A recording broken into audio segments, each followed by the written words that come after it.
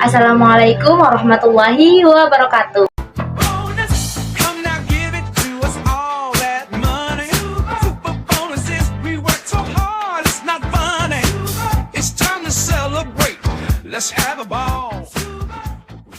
Halo semua, selamat datang di YouTube channel Pelajar Kritis. Oke, jadi pada video pertama aku di channel ini, aku bakal ngajak pelajar-pelajar yang berpikir kritis untuk berbagai macam permasalahan, terutama di bidang politik dan pemerintahan, untuk membahas tentang sistem politik. Oh my god! Wow!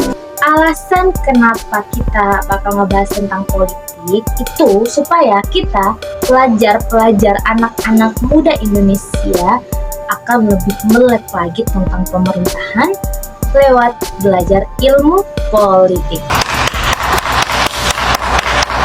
Oke, gak usah lama-lama, ayo kita masuk ke pembahasan. Oke, sebelum masuk ke pembahasan utamanya, sebelum itu aku bakal ngasih tahu fakta penting sama teman-teman semua. Jadi, menurut survei dari Insight Center, persepsi masyarakat dan anak-anak muda ketika mendengar kata politik itu selalu merajuk pada asosiasi negatif. Di dalam survei disebutkan ada 51,6% anak muda yang menilai politik itu buruk atau bahkan sangat buruk. Nah, perspektif kita sebagai anak muda mengenai politik yang sangat buruk itu diakibatkan oleh apa yang kita saksikan dan kita alami selama ini. Dan kenapa adanya perspektif seperti itu tentang pemerintahan? Menurut survei dari Katadata, ada 31,3% responden yang mengatakan bahwa itu diakibatkan oleh adanya korupsi. Kalau bicara atau mendengar kata korupsi di negara Indonesia ini udah kayak makanan sehari-hari buat warga negara kita, ya kan? Banyak banget kasus-kasus korupsi yang membuat warga negara itu kehilangan kepercayaan kepada pemerintahan. Jadi jangan salahin kita, kenapa ketika kita mendengar kata politik, yang ada di bayangan kita selalu merajuk pada hal-hal yang negatif. Tapi teman-teman, yang harus kalian semua ketahui yang lagi nonton video ini, sebenarnya politik itu bukanlah hal yang buruk. Yang membuat dia buruk adalah orang yang mengimplementasikan ilmu politik itu dengan cara yang buruk.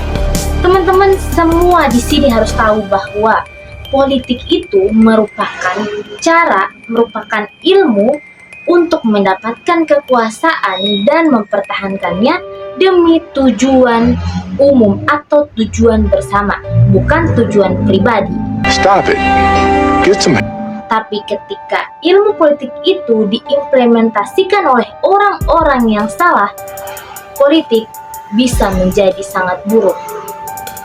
Karena tujuan untuk kepentingan bersama bisa diganti menjadi tujuan untuk kepentingan sendiri. Stop it.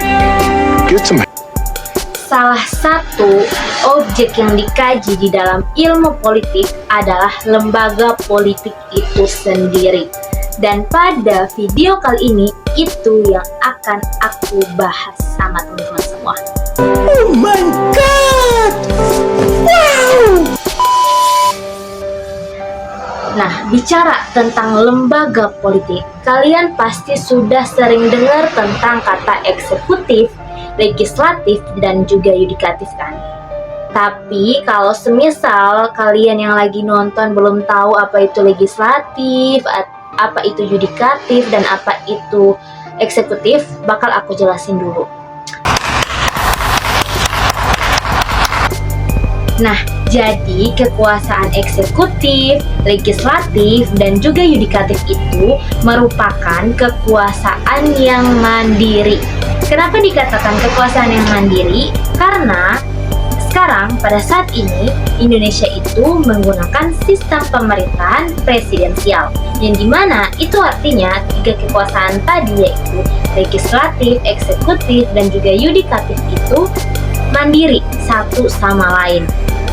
Dan ketika di dalam sistem presidensial ini tiga kekuasaan itu tidak mandiri, berarti sistem pemerintahan Indonesia merupakan sistem pemerintahan parlementer dengan judul presidensial. Oke, lanjut ke eksekutif, legislatif, dan yudikatif. Jadi yang pertama, eksekutif itu merupakan kekuasaan dalam melaksanakan undang-undang. Kekuasaan ini dimiliki oleh presiden dan wakil presidennya. Terus yang kedua itu ada legislatif. Legislatif itu merupakan kekuasaan yang diberikan kepada DPR untuk merumuskan undang-undang. Dan yang ketiga yaitu yudikatif. Yudikatif merupakan kekuasaan untuk mengadili. Sebagaimana yang udah aku bilang tadi sebelumnya bahwa sistem pemerintahan kita di Indonesia saat ini merupakan sistem pemerintahan presidensial. Tapi entah kenapa eksekutif itu diberikan hak atau kekuasaan legislasi dengan adanya Perpu. Apakah itu untuk kepentingan bersama atau kepentingan umum atau ada hal lain? Nah, untuk mencegah adanya penyalahgunaan oleh eksekutif, perlu adanya yang pertama pengawasan yang lebih ketat oleh lembaga legislatif. Yang kedua, adanya peraturan dalam konstitusi dan undang-undang. Yang ketiga, peran yudikatif dalam meninjau peraturan yang dikeluarkan oleh eksekutif. Terus yang keempat, harus adanya transparansi kepada publik dalam pembuatan undang-undang tadi. Terus yang kelima adalah pemantauan oleh media massa. Itu sudah pertemuan kita pada video pertama aku di channel ini. Sampai jumpa semua, semoga hari kalian jadi lebih menyenangkan. Assalamualaikum warahmatullahi wabarakatuh.